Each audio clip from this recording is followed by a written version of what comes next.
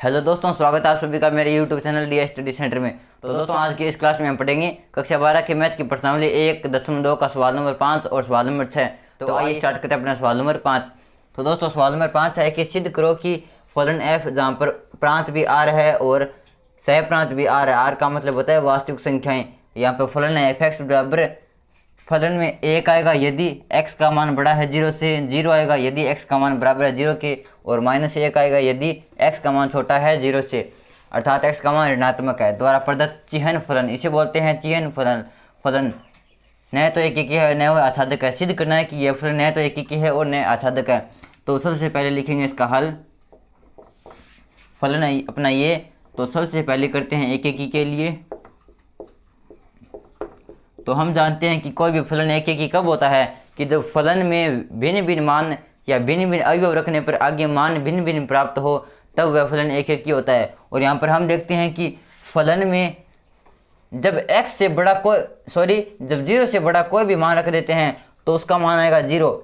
यहाँ पर चूंकि यहाँ पर फलन में अगर हम रख देते हैं 0 से बड़ा यानी 1 रख देते हैं तो इसका मान 1 आएगा। फलन में x की जगह 2 रख देते हैं तो भी मान 1 आएगा। फलन में x की जगह रख देते हैं हम जैसे 100 रख देते हैं तो भी 1 आएगा। फलन में x की जगह रख देते हैं इसका 10,000 रख देते हैं तो भी 1 आएगा। तो यहाँ पर कहने का मतलब ये है कि जब फलन में x की जगह 0 से बड़ा कोई भी मान रख दो तो उसका मान आएगा 1। अगर 0 रख देते हैं तो मान आएगा 0, और 0 से छोटा कोई भी अक्षर रख दो यहाँ पर x की जगह तो उसका मान आएगा -1। हम जानते हैं कि फलन में भिन्न भिन्न अवयव रखने पर भिन्न भिन्न मान प्राप्त होता हुआ फलन एक होता है, लेकिन यहाँ पर भिन्न भिन्न अवयव रखने पर इनके मान समान प्राप्त हो रहे हैं, अतः ये एक फलन नहीं है। तो लिखेंगे क्योंकि फलन में भिन्न भिन्न अवयव रखने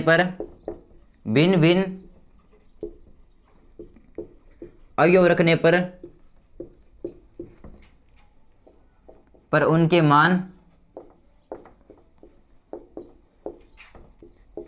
समान प्राप्त हो रहे हैं।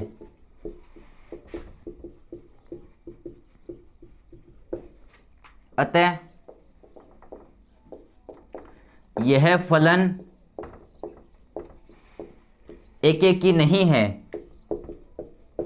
तो इस प्रकार यह फलन हमने सिद्ध कर दिया कि एक की नहीं है। अब सिद्ध करेंगे कि आच्छादक भी नहीं है।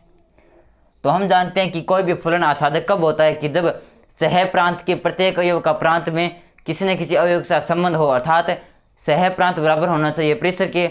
और यहाँ पर सह प्रांत है हमारा r यानी वास्तविक संख्याएं, और परिसर है हमारा, परिसर होता है कि फलन में मान रखने पर फलन में x की जगह मान रखने पर जो मान प्राप्त होते हैं उन्हें कहते हैं परिसर।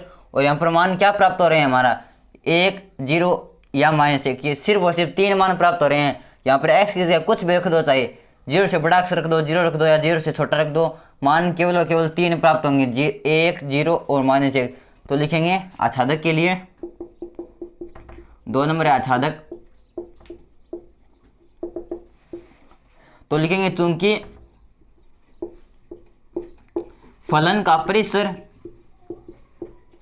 परिसर प्राप्त हो रहा है हमारा 1, 0 और -1, 1, 0 और -1, लेकिन यहाँ पर सह प्रांत है, लेकिन सह प्रांत दे रखा है हमें r यानी सभी वास्तविक संख्याएं r। और हम जानते हैं कि कोई भी फलन जब आच्छादक होता है तो सह प्रांत बराबर होना चाहिए परिसर के। और यहाँ पर हम देखते हैं कि सह प्रांत परिसर के बराबर नहीं है। तो लिखेंगे चूंकि यहाँ पर सह प्रांत बराबर नहीं है परिसर के, सह प्रांत बराबर नहीं है परिसर के, अतः यह फलन आच्छादक नहीं है। तो लिखेंगे अतः यह फलन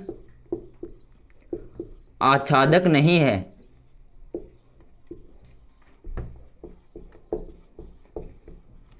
क्योंकि यहाँ पर सह प्रांत बराबर नहीं है परिसर के, या फिर हम कह सकते हैं कि सह प्रांत के प्रत्येक अवयव का प्रांत में संबंध नहीं है। तो इस प्रकार ये था हमारा प्रश्नावली 1.2 का सवाल नंबर 5। अब आता है सवाल नंबर 6, और सवाल नंबर 6 है कि मान लीजिए कि a बराबर 1, 2, 3 ये समुच्चय है और b बराबर समुच्चय है जिसके अंदर 4 अवयव है, 4, 5, 6 और 7। इन दोनों में परिभाषित एक फलन f बराबर है 1 का संबंध है 4 के साथ, 2 का संबंध है 5 के साथ, 3 का संबंध है 6 के साथ। ए से बी तक एक फलन है, सिद्ध करो कि एफ एक एक की है। यह फलन हमें सिद्ध करना है कि यह फलन एक एक की फलन है। और सबसे पहले तो लिखते हैं इसका हल। अब यहाँ पर ये समुच्चय है, ये समुच्चय है और फलन एफ है अपना, 1 का संबंध है 4 के साथ, 2 का संबंध है 5 के साथ और 3 का संबंध है 6 के साथ। अब सिद्ध करना है कि यह फलन एक एक की है। और हम जानते हैं कि कोई भी फलन एक एक की कब होता है कि जब फलन में भिन्न भिन्न अवयव रखें तो भिन्न भिन्न मान प्राप्त होने चाहिए, अर्थात भिन्न भिन्न अवयवों का भिन्न भिन्न अवयवों के साथ संबंध होना चाहिए। और यहाँ पर हम देखते हैं कि 1 का संबंध 4 के साथ है, 2 का संबंध 5 के साथ है, 3 का संबंध 6 के साथ है, अर्थात यहाँ पर भिन्न भिन्न अवयव ले रहे हैं और उनका संबंध भी भिन्न भिन्न अवयवों के साथ आ रहा है। तो हम लिखेंगे चूंकि फलन f में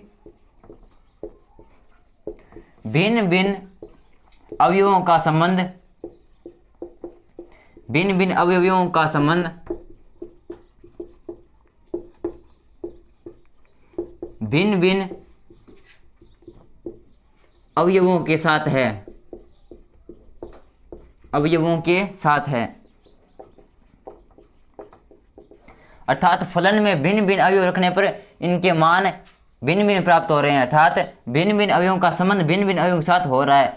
और हम जानते हैं कि कोई भी फलन एक एक कब होता है जब भिन्न भिन्न अवयव रखने पर उनका संबंध या उनका मान भिन्न भिन्न प्राप्त हो। अतः हम कह सकते हैं कि यह एक की फलन है। तो हमने लिखा फलन f में भिन्न भिन्न अवयवों का संबंध भिन्न भिन्न अवयवों के साथ है, अतः f एक की फलन है, एक की फलन है। तो इस प्रकार हमने सिद्ध कर दिया कि यह फलन एक की फलन है। और यही सिद्ध करना था कि सिद्ध कीजिए कि दिया गया फलन f एक की फलन है।